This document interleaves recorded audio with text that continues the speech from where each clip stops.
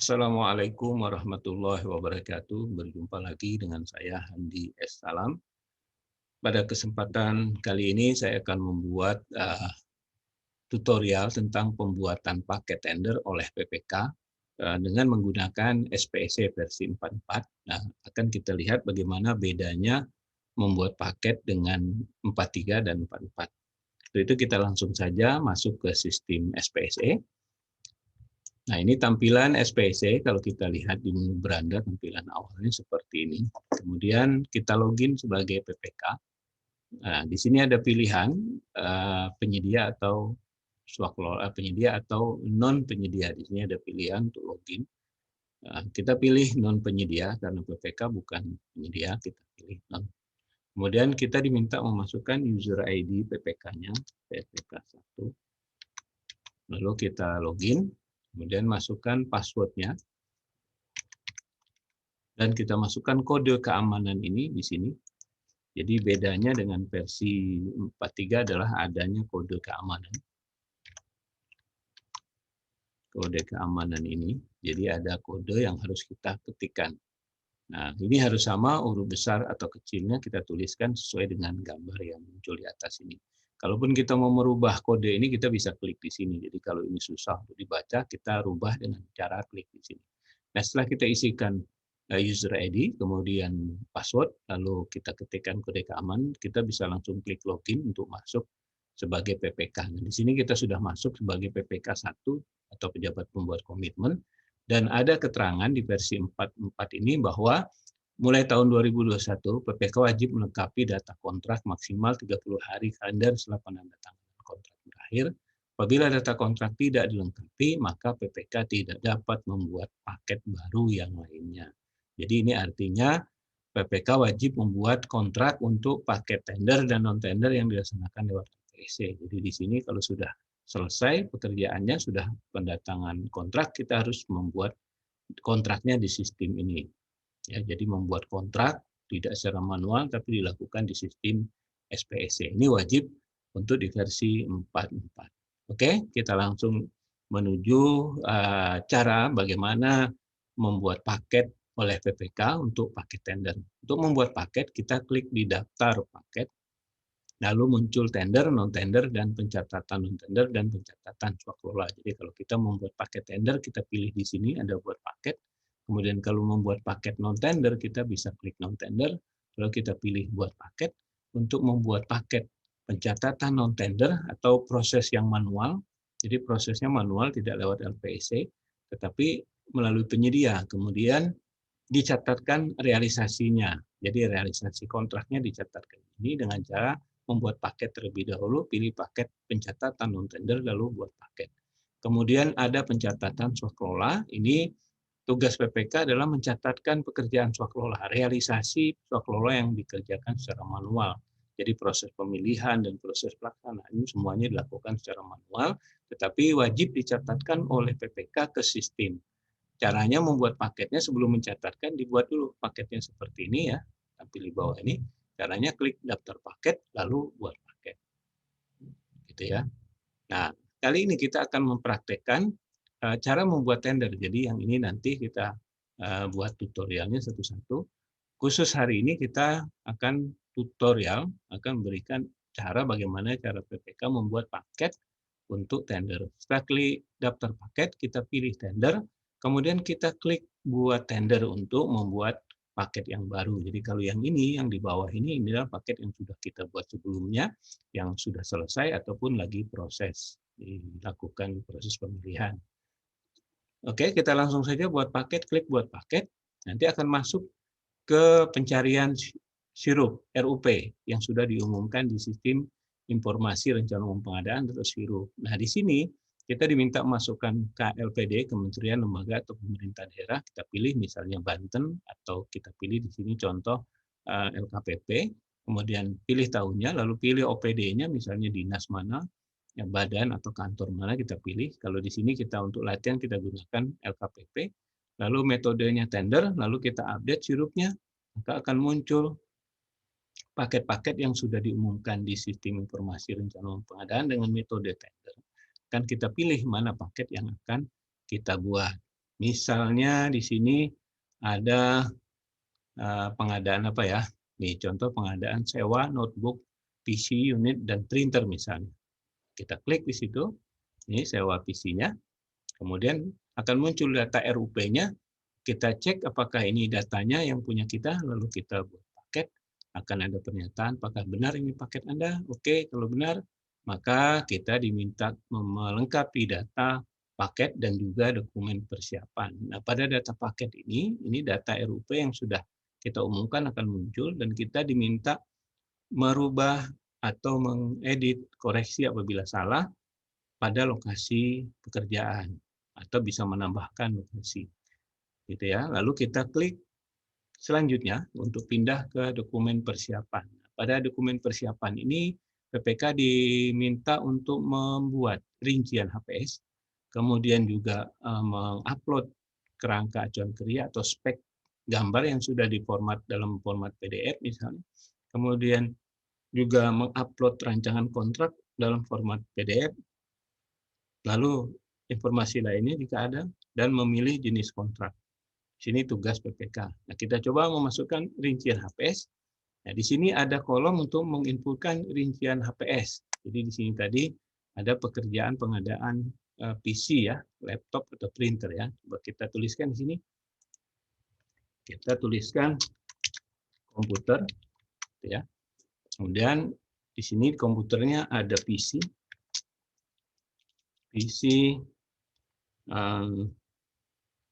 core misalnya i7 ya. Satuannya unit, kemudian jumlahnya 50, kita 10 aja. Contoh ya, ini hanya contoh. Kemudian masukkan harga satuannya, misalnya 5 juta. Pajak segini, nanti totalnya 55 juta. Nah, HPS yang kita buat ini, nanti totalnya tidak boleh melebihi harga pagu. Jadi ini pagu yang ada di anggaran atau DPA kita, atau DIPA kita. Kemudian di sini ada HPS-nya yang sedang kita hitung totalnya. Jadi total HPS ini tidak boleh melebihi total pagu ini. Kemudian kita masukkan lagi misalnya laptop sama core i5 misalnya. Kita butuh berapa unit? Lalu kita butuh misalnya 5 unit, masukkan harganya 7 juta misalnya. Totalnya sudah 93 juta. Kemudian ada printer. Printer ada dua, yaitu printer laser. Berapa unit satuannya, kemudian kita mau pengadaan dua.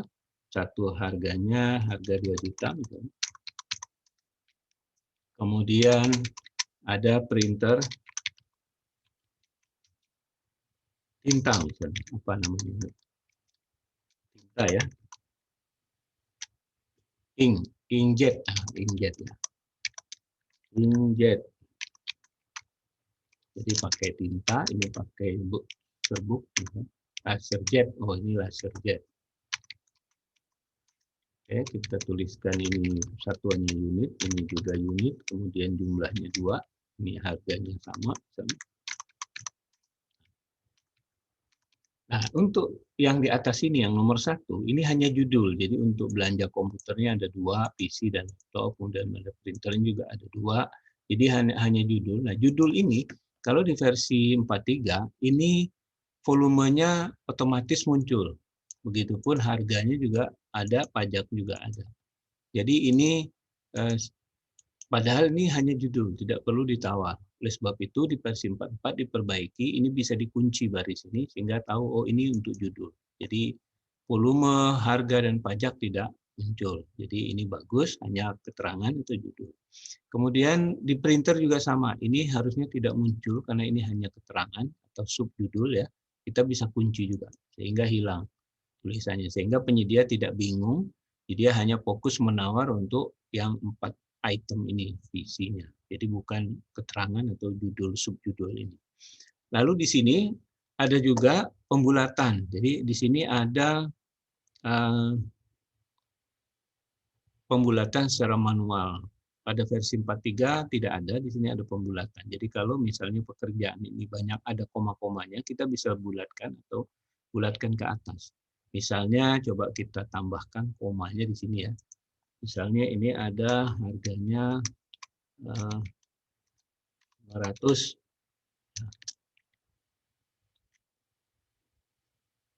Ini contoh saja. Jadi ini kita bulatkan. Baik bagusnya kalau ini ada koma ya. Kalau ini masih terlalu besar misalnya. Oke, kita pakai koma misalnya ada 500 di belakang. Nah, seperti ini contoh. Jadi ini kita bisa bulatkan secara manual. Kita bulatkan ini naikkan ke atas bisa atau ke bawah. Jadi kita bisa tulis ini koma 2. Ini bisa kita nolkan. Dan di sini kita menyadari bahwa pembulatannya sudah sesuai dengan nilai HPS saya. Lalu kita simpan. Maka di sini kelihatan ini ada pembulatan ya ke atas. Gitu. Ini perbedaan antara versi 43 dan 44, yaitu ada kunci baris dan ada pembulatan secara manual pada saat membuat HPS. Gitu. Oke, lalu kita simpan. Setelah disimpan, lalu kita klik tombol kembali. Tapi sebelum kembali, kita lihat di sini cara lain menginputkan HPS ini. Jadi HPS ini kita ketikkan secara manual. Kalau nilainya mungkin nggak terlalu banyak, cuma 5 baris, 10 baris, atau 20 baris. Bisa kalau misal sampai 100 baris lebih, maka kita akan kerepotan karena kita harus menambah barisnya satu persatu seperti ini. Jadi 16, kita klik lagi jadi 17 baris. Jadi terlalu lama. Untuk itu kita dapat menggunakan Excel dengan cara template rincian ini kita download. Jadi ada template rincian, nanti kita buka ya. Nah, tampilannya sama seperti ini, sama seperti rincian ini. Jadi tinggal kita isikan seperti yang tadi, tetapi menggunakan Excel di sini, Microsoft Excel, sehingga nanti setelah kita karena supaya setelah diisi Excel-nya kita upload di sini. Kenapa kita gunakan Excel? Jadi lebih mudah, kita tidak perlu menambah baris, dan biasanya juga kita sudah menghitung HPS itu dengan Microsoft Excel, sehingga kita tinggal kopikan saja dari HPS yang kita buat ke template yang sudah kita download, nanti kita upload ke sini, sehingga nanti data yang sudah kita isikan, template-nya akan masuk ke sini. Ini cara yang kedua, jadi bisa langsung diketik di rincian ini, bisa juga menggunakan template. Setelah kita simpan, kita kembali, maka HPS sudah kita buat. Kita lanjutkan dengan mengupload kerangka acuan kerja. Di sini kita klik kerangka acuan kerja. Nah, di sini hampir sama caranya, cuma ada keterangan. Jadi khusus jenis pengadaan pekerjaan konstruksi, silakan upload bagian dari spek teknis atau spek teknis dan gambar. Jadi di sini kalau kita lihat tadi, di sini ada kerangka acuan kerja, garis miring, spesifikasi teknis dan gambar. Nah, untuk pekerjaan konstruksi, ada penjelasan bahwa untuk konstruksi hanya di sini diminta untuk upload spek teknis dan gambar. Sedangkan KAK ini biasanya untuk pekerjaan konsultan. Jadi kalau jasa konsultan, kalau spek untuk konstruksi, maka kita harus kirimkan speknya. Jadi kita klik di sini ada keterangan. Khusus untuk jenis pekerjaan konstruksi, silakan upload spek teknis. Nah, spek teknis ini banyak speknya. Spek bahan, kemudian ada spek peralatan, ada spek proses kerja, ada spek metode pelaksanaan atau metode kerja, kemudian ada spek jabatan kerja, dan juga gambar harus kita uploadkan. Jadi ada keterangan ini. Cara uploadnya sama seperti ketiga, kita klik upload, lalu kita cari dokumen KK yang sudah kita siapkan atau spek yang sudah kita siapkan dalam bentuk PDF, lalu kita upload di sini. Kita pilih filenya KK-nya, lalu upload. Lalu close kalau sudah, jadi ini sudah tercentang, berarti sudah kita upload. Kemudian ada rancangan kontrak. Kita pilih rancangan kontrak. Nah, caranya sama, tetapi di sini ada keterangan bahwa yang dimaksud dengan rancangan kontrak itu di sini adalah surat perjanjian atau SPK. Ya, kalau nilai di bawah 200 pakai SPK, 50 sampai 200 ya pakai SPK, kalau di atas 200 pakai surat perjanjian. Dan juga ada syarat-syarat khusus kontrak atau SSKK dan juga syarat-syarat umum kontrak. Jadi bukan cuma surat perjanjian kontrak itu, tapi berikut dengan SSKK dan SSUK. Nah, setelah kita buat semuanya, kita jadikan PDF, kita upload untuk rancangan kontrak di sini. Sudah kita siapkan dalam bentuk PDF. Oke. Kemudian kita tutup. Nah, di sini sudah terupload. Nah, untuk informasi lainnya jika ada kita bisa upload di sini. Nah, perlu diperhatikan di sini ada tanda bintang merah ya. Ini artinya ini wajib diisi. Sedangkan informasi lainnya tidak ada bintang merah, ini tidak diisi pun tidak apa-apa, jadi tidak wajib untuk diisi. Dia hanya ada saja atau jika diperlukan dokumen lain kita bisa upload di sini. Kemudian kita pilih unit kerja pengadaan barang jasa atau UKPBJ-nya. Ini adalah satu unit yang akan melakukan proses tendernya. Jadi dinas-dinas atau OPD di satu pemerintah daerah yang punya paket akan menyerahkan proses tendernya kepada UKPBJ. Nanti UKPBJ di dalamnya ada pokja pemilihan yang akan melakukan proses pemilihan dengan metode tender ini. Jadi kita pilih UKPBJ-nya, kita pilih misalnya UKPBJ-nya UKPBJ Banten, kita tuliskan Banten. Maka muncul UKPBJ Banten. Nah, kebetulan UKPBJ ini unit kerja pengadaan barang jasa ini bisa berbeda-beda namanya di setiap daerah. Biasanya kalau di provinsi dinamakan Biro Pengadaan Barang Jasa, sedangkan di kabupaten kota biasanya dalam bentuk bagian pengadaan barang jasa yang di dalamnya juga tentu ada pokja pemilihan yang bakal jadi panitia lelang di sistem ini nanti. Nah, kita pilih di sini muncul UKPBJ Banten, kita pilih. Kemudian akan tampil UKPBJ yang kita tunjuk untuk melakukan proses tendernya adalah UKPBJ Banten. Dapat kita ganti atau kita hapus dengan klik di sini ya. Kemudian selanjutnya kita diminta untuk menentukan jenis kontrak, apakah lamsam atau yang lain. Nah, di sini pilihannya untuk pengadaan barang ya, ini dianggap pengadaan barang. Kita pilih jenis pengadaannya adalah jenis kontraknya adalah lumsum ya. Lumsum ini artinya istilahnya borongan ya, jadi tidak ada hitungan detailnya, tetapi tidak mengikat hitungan detailnya. Lebih tepatnya begini, kalau tepat lumsum ini dalam pekerjaan yang volumenya sudah pasti. Jadi kalau tidak ada perubahan nanti ke depan bakal tidak berubah, udah pasti volumenya, maka kita gunakan lumsum. Sedangkan yang harga satuan ini untuk pekerjaan yang volumenya masih bersifat perkiraan dan dapat berubah nanti pada saat kontrak. Jadi bisa berubah di sini. Kalau sudah pasti volumenya kita pilih lumsum, sedangkan harga satuan untuk pekerjaan yang masih perkiraan. Kemudian gabungan lamsam dan harga satuan ini apabila ada sebagian yang sudah bisa pasti volumenya dan sebagian lagi dengan harga satuan karena belum pasti volumenya masih bisa berubah. Jadi disesuaikan dengan kondisi ke depannya.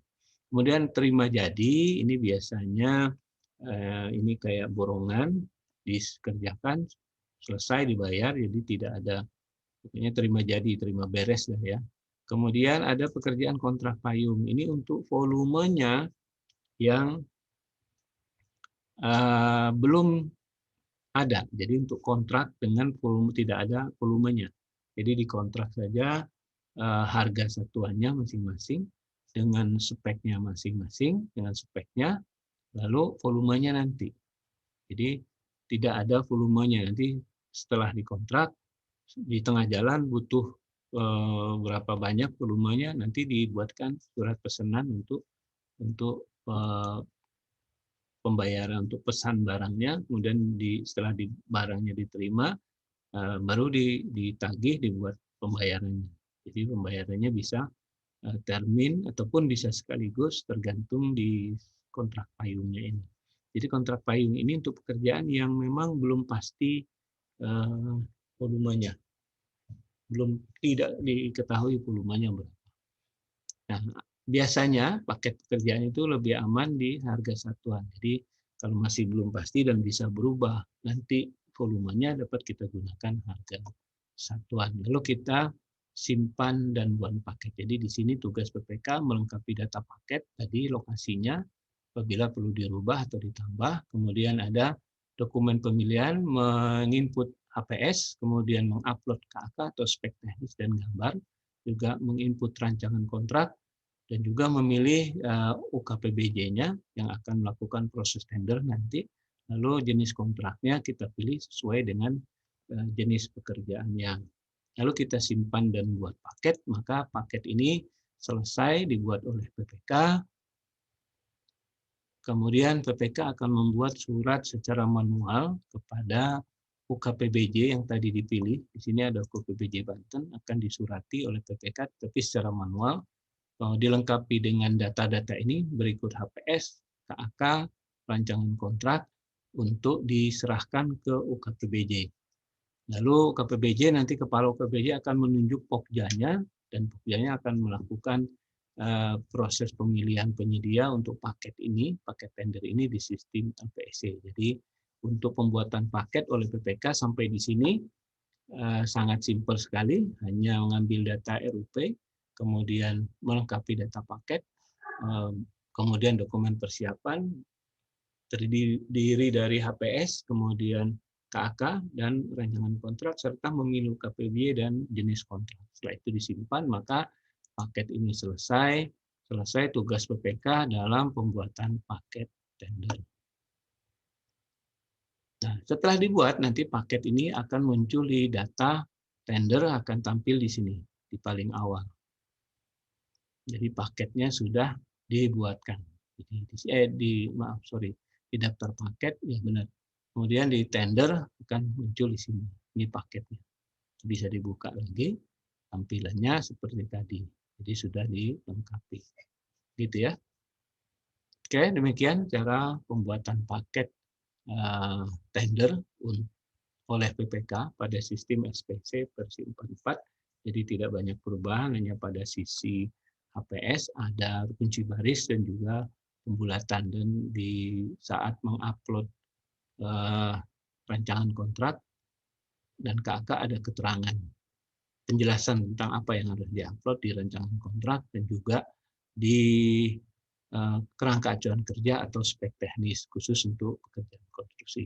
Demikian, mudah-mudahan bermanfaat cara pembuatan paket tender oleh PPK, dan akan kita lanjutkan nanti pembuatan paket dan mengumumkan paket oleh Pokja pemilihan. Jadi setelah ini nanti akan dilanjutkan oleh Kepala UKPBJ, kemudian oleh Pokja untuk diproses pemilihannya melalui metode tender. Demikian, semoga bermanfaat.